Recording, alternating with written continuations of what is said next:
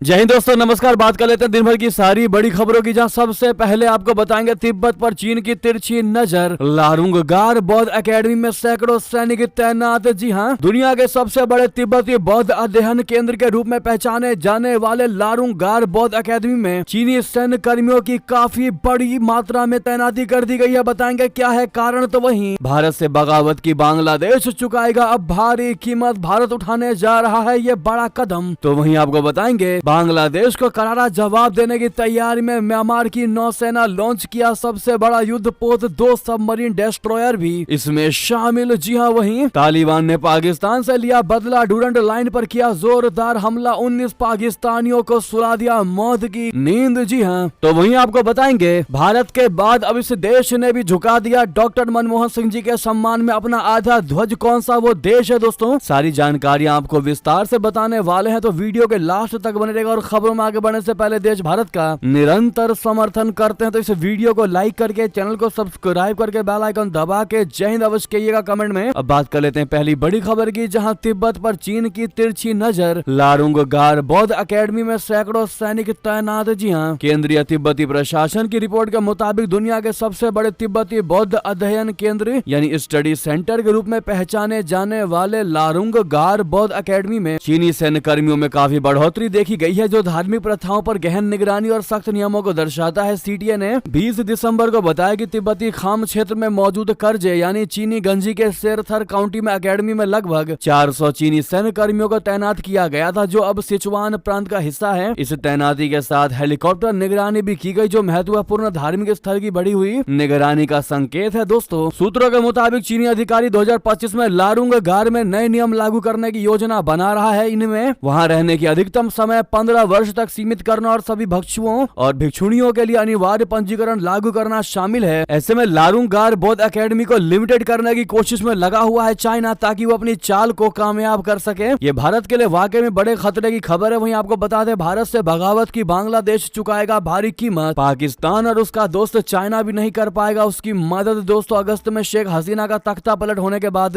बांग्लादेश ने भारत की जमकर खिलाफत करना शुरू कर दिया और पाकिस्तान चीन से करीबी बढ़ाने लगा। हालांकि वो इस तथ्य को नजरअंदाज कर रहा है कि वो अलग अलग जरूरत की चीजों के लिए भारत पर निर्भर है और दूरी बनाना उसकी अर्थव्यवस्था के लिए विनाशकारी हो सकता है। भारत एशिया में बांग्लादेश का दूसरा सबसे बड़ा व्यापारिक साझेदार है और चावल, गेहूं, प्याज, लहसुन, चीनी, कपास, अनाज, रिफाइंड पेट्रोलियम, इलेक्ट्रॉनिक्स, प्लास्टिक और स्टील जैसी अलग अलग जरूरी चीजों के लिए निर्भर है। 2022-23 में भारत और बांग्लादेश के बीच कुल द्विपक्षीय व्यापार $16 बिलियन था, जिसमें बांग्लादेश का निर्यात लगभग $2 बिलियन था। बांग्लादेश के कपड़ा उद्योग की बात करें तो ये देश की अर्थव्यवस्था की रीढ़ है और इसके सकल घरेलू उत्पाद यानी जीडीपी में 11% का योगदान देता है। विडंबना यह है कि देश का कपड़ा उद्योग भी भारत पर बहुत अधिक निर्भर है, जो अपने कुल कपास उत्पादन का 35% बांग्लादेश को निर्यात करता है। अगर ये आयात रोक दिए गए तो बांग्लादेश का कपड़ा उद्योग दिव्यांग हो जाएगा, अपाहिज हो जाएगा, जिसका बांग्लादेश के सकल घरेलू उत्पाद पर प्रतिकूल प्रभाव पड़ेगा। मुद्रास्फीति बेकाबू हो जाएगी और बेरोजगारी तेजी से बढ़ेगी, जिससे देश की अर्थव्यवस्था चरमरा जाएगी। जी हाँ, ये सब जानते हुए भी अनजान बनने की कोशिश में है मोहम्मद यूनुस और भारत के साथ दुश्मनी मोल लेने की कोशिश कर रहे हैं। लेकिन अगर भारत ने थोड़ी सी भी कोशिश कर दी चीजों में गिरावट करके, चीजों में कटौती करके, तो बांग्लादेश कहीं का नहीं रह जाएगा। दोस्तों, इतना ही नहीं, आपको बता दे भारत के साथ क्या वाकई में जंग चाहता है ये बांग्लादेश, क्योंकि इसने जिहादी आर्मी बना डाली है। दोस्तों, ऑक्टोपस ऑपरेशन क्या है यूनुस का, आपको बता दे बांग्लादेश में कट्टरपंथियों की हिंसा की खबरें आपने लगातार देखी। आज हम आपको बता रहे हैं दोस्तों, ये यूनुस के आतंकी संगठन ऑपरेशन ऑक्टोपस के बारे में, जिसको जानकर आप भी हैरान रह जाएंगे। दरअसल आखिर क्यों यूनुस एक संगठित आतंकी संगठन खड़ा करना चाहता है और इस आतंकी गुट का टारगेट क्या है, सब कुछ आपको बताते हैं। दोस्तों, दरअसल बांग्लादेश के एक वरिष्ठ पत्रकार ने दावा किया है कि मोहम्मद यूनुस एक बड़ा आतंकी संगठन खड़ा करने का प्लान बना रहे हैं। इस संगठन को नाम दिया गया है IRA यानी कि इस्लामिक रिवॉल्यूशनरी आर्मी। बताया जा रहा है कि IRA की बागडोर उन कथित छात्र नेताओं के हाथों में होगी जिन्होंने शेख हसीना के तख्ता पलट की साजिश रची थी। इस संगठन को खड़ा करने के लिए 100 करोड़ टके की फंडिंग भी जारी कर दी गई है। बांग्लादेश में इस प्लान को यूनुस को ऑपरेशन ऑक्टोपस कहा जा रहा है। आखिर क्यों यूनुस इस संगठित आतंकी संगठन खड़ा करना चाहता है, इस आतंकी गुट का टारगेट क्या है? IRGC के इसी मॉडल को यूनुस अपनाना चाहते हैं, यानी आतंकवादियों का एक ऐसा नेटवर्क तैयार करना चाहता है मोहम्मद यूनुस, जो बांग्लादेश और उसके साथी देशों के मकसदों को पूरा कर सके, अपनी इच्छाओं को पूरा कर सके और दूसरे देश को नुकसान पहुंचाया जा सके। जी हाँ, वहीं आपको बता दें, उधर बांग्लादेश को करारा जवाब देने की तैयारी में म्यांमार की नौसेना लॉन्च किया सबसे बड़ा युद्धपोत, 2 सबमरीन डिस्ट्रॉयर भी इसमें शामिल। जी हां, म्यांमार की नौसेना ने अपने सबसे बड़े युद्धपोत किंग थालून को समुद्र में उतारा है। इसे 24 दिसंबर को म्यांमार के 77वें नौसेना दिवस के दिन लॉन्च किया गया। थानलीन ने नेवी डॉकयार्ड मुख्यालय में हुए इस समारोह में म्यांमार के commander in chief of defence वरिष्ठ जनरल मिन आंग हलिंग के साथ उच्च अधिकारी शामिल हुए। इसी कार्यक्रम में 2 63 मीटर एंटी सबमरीन विध्वंसक जहाजों को शामिल किया गया है। म्यांमार ने अपने युद्धपोतों को ऐसे समय लॉन्च किया है जब हाल ही में पड़ोसी बांग्लादेश के साथ टकराव की घटनाएं हुई है। म्यांमार के नए युद्धपोत किंग थालून का नाम एक ऐतिहासिक राजा के सम्मान में रखा गया है। म्यांमार नेवी ने इसे समुद्री सुरक्षा और नवाचार के प्रति नौसेना की प्रतिबद्धता का प्रतीक बताया है। तो वहीं आपको बता दें, तालिबान ने पाकिस्तान से लिया तगड़ा वाला बदला, डुरंड लाइन पर कर दिया जोरदार हमला, 19 पाकिस्तानी सैनिकों की मौत की बहुत बड़ी खबर। दोस्तों, बहुत बड़ा झटका दिया है पाकिस्तान को तालिबान ने। जी हाँ, तालिबान और पाकिस्तानी सेना के बीच डुरंड लाइन पर रात भर खतरनाक संघर्ष हुआ। पाकटिया और खुश्त प्रांत में अफगान सीमा पर इस झड़प के दौरान तालिबान ने पाकिस्तानी सेना के ठिकानों पर जोरदार हमला कर दिया, जिसमें 19 पाकिस्तानी सैनिकों की मौत हो गई। ये संघर्ष सीमा पर भारी तनाव का कारण बन गया है। तालिबानी सेना ने डुरंड लाइन पर पाकिस्तानी सेना के ठिकानों पर हवाई हमलों का करारा जवाब दिया। तालिबानी मीडिया ने बताया कि रात भर दोनों सेनाओं के बीच मुठभेड़ हुई, जिसमें भारी गोलीबारी की गई। अफगान मीडिया के मुताबिक इस संघर्ष में 19 पाकिस्तानी सैनिक मारे गए। जी हाँ, इससे पहले पाकिस्तानी सेना और पीएम शहबाज शरीफ ने धमकी दी थी कि तालिबान लड़ाई से परहेज करे, नहीं तो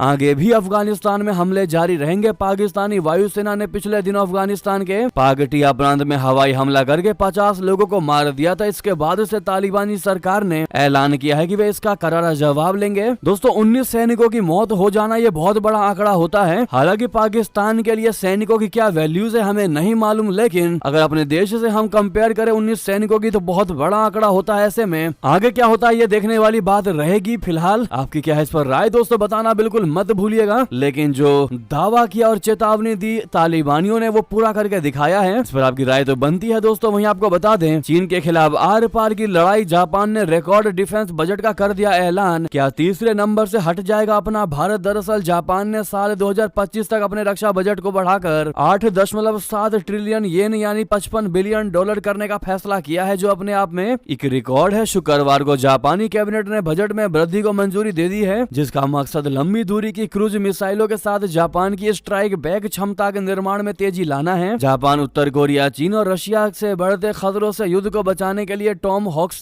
को तैनात करना चाहता है। वर्तमान में जापान राष्ट्रीय सुरक्षा रणनीति के तहत 5 वर्षीय सैन्य निर्माण कर रहा है। ये वर्ष 2022 में जापान की तरफ से सुरक्षा रणनीति अपनाने का तीसरा साल है। जापान का लक्ष्य 115 ट्रिलियन येन से ज्यादा अपने डिफेंस पर खर्च करना है, जो 730 बिलियन अमेरिकी डॉलर के राष्ट्रीय बजट बिल के बराबर है। हालांकि इसको लागू होने के लिए मार्च तक संसद की मंजूरी की आवश्यकता होगी। जी हाँ, आपको बता दें, भारत ने अपने रक्षा खर्च के लिए 2024 में लगभग 75 बिलियन अमेरिकी डॉलर आवंटित किए थे, जो कि भारत के सकल घरेलू उत्पाद के 2% से थोड़ा कम है। भारत सैन्य खर्च में तीसरे स्थान पर है। इससे पहले 3 स्थान अमेरिका, चीन और रशिया हैं। एक रिपोर्ट के मुताबिक हाल ही में जापान 10वें स्थान पर था। जी हाँ, लेकिन इस नई रक्षा रणनीति के तहत टोक्यो आखिरकार अपने वार्षिक सैन्य खर्च को लगभग 10 ट्रिलियन येन यानी 63 बिलियन डॉलर तक दुगना करने की योजना बना रहा है, जिससे यह संयुक्त राज्य अमेरिका और चीन के बाद दुनिया का तीसरा सबसे बड़ा सैन्य खर्च करने वाला देश बन जाएगा। जी हाँ, वही बता दें, भारत के बाद अब मॉरिशस ने भी झुका दिया डॉक्टर मनमोहन सिंह जी के सम्मान में अपना आधा ध्वज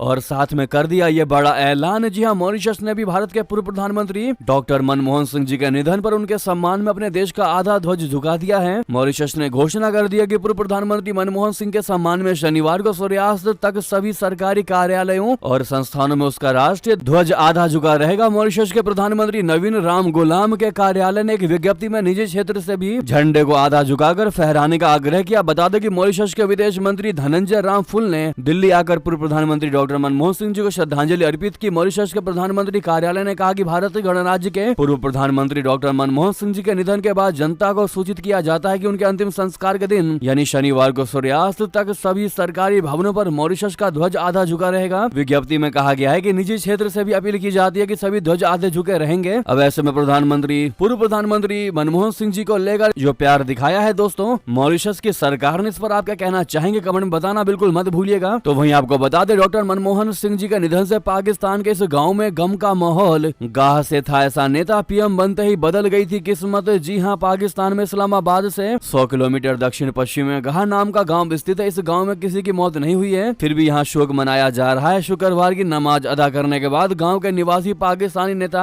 राजा मोहम्मद अली के घर पर भारत के पूर्व पीएम डॉक्टर मनमोहन सिंह जी के निधन का शोक व्यक्त करने के लिए इकट्ठा हुए। शोक सभा में हिस्सा लेने वाले लोगों ने डॉक्टर सिंह को गांव का एक प्रमुख व्यक्ति बताया। द प्रिंट की रिपोर्ट के मुताबिक गांव के निवासी राजा आशिक अली ने कहा कि आज हमने गांव का मुखिया खो दिया। दरअसल डॉक्टर मनमोहन सिंह का जन्म भारत के विभाजन से पहले पाकिस्तान के इस इलाके में हुआ था। उनका जन्म आज के पाकिस्तान के चकवाल जिले के गाहा गाँव में 26 सितम्बर 1932 को हुआ था। उनकी पत्नी गुरशरण कौर कोहली का पैतृक गाँव धक्कू भी चकवाल जिले में ही है। तो वहीं आपको बता दें, चीन ने पाकिस्तान को गिफ्ट कर दिया एयरपोर्ट। नए साल से ग्वादर में शुरू होगा संचालन। जी हां, अरब सागर पर चीन ने बहुत बड़ी दखल हासिल कर ली है। ग्वादर पर एयरलाइंस के साथ साथ चीन ने इंटरनेशनल एयरपोर्ट तैयार कर लिया। इस इंटरनेशनल एयरपोर्ट के निर्माण से पाकिस्तान के मंसूबों को ताकत मिलने की बात कही जा रही है। 1 जनवरी 2025 से ग्वादर एयरपोर्ट की कार्रवाई शुरू हो जाएगी। पाकिस्तान के प्रधानमंत्री शहबाज शरीफ ने एयरपोर्ट को चीन की ओर से मिला एक उपहार बताया है। उन्होंने चीन पाकिस्तान आर्थिक गलियारे यानी CPEC के तहत एक महत्वपूर्ण परियोजना के रूप में इसके महत्व को स्वीकार कर लिया। ये एयरपोर्ट 246 मिलियन डॉलर करीब 2000 करोड़ रुपए के बुनियादी ढांचे के निवेश का एक महत्वपूर्ण हिस्सा है, जिसे क्षेत्रीय संपर्क में सुधार और आर्थिक एकीकरण को बढ़ावा देने के लिए डिजाइन किया गया है। तो वहीं आपको बता दें, अमेरिका का कॉल रिकॉर्ड कर रहा है। चाइना अधिकारी के बयान से मच गया हड़कंप। जी अमेरिका के व्हाइट हाउस के एक बड़े अधिकारी के बयान ने हड़कंप मचा दिया। अधिकारी ने दावा किया है कि 9वीं अमेरिकी दूरसंचार कंपनी को चीन के जासूसी ऑपरेशन के जरिए हैक कर लिया गया है, जिसकी वजह से बीजिंग में बैठे अधिकारियों को कई अमेरिकियों के निजी संदेशों और फोन पर हुई बातचीत के बारे में जानकारी मिल रही है। जी हाँ, तो वहीं आपको बता दें, आपको याद होगा अटल जी के पीछे अंतिम यात्रा में 4 किलोमीटर पैदल चले थे प्रधानमंत्री मोदी जी, लेकिन राहुल गांधी ने मनमोहन सिंह जी की अंतिम यात्रा में ऐसी हरकत कर दी। हर कोई अब थू थू कर रहा है। जी हाँ, 2 बार भारत के प्रधानमंत्री रह चुके डॉक्टर मनमोहन सिंह जी का आज यानी शनिवार 28 दिसंबर को अंतिम संस्कार किया गया। जैसा कि हमने शुरू में आपको बताया, अंतिम संस्कार में राष्ट्रपति द्रौपदी मुर्मू जी, प्रधानमंत्री नरेंद्र मोदी, गृह मंत्री अमित शाह जी, रक्षा मंत्री राजनाथ सिंह, राहुल गांधी, सोनिया गांधी, प्रियंका गांधी समेत कई बड़े नेता मौजूद रहे।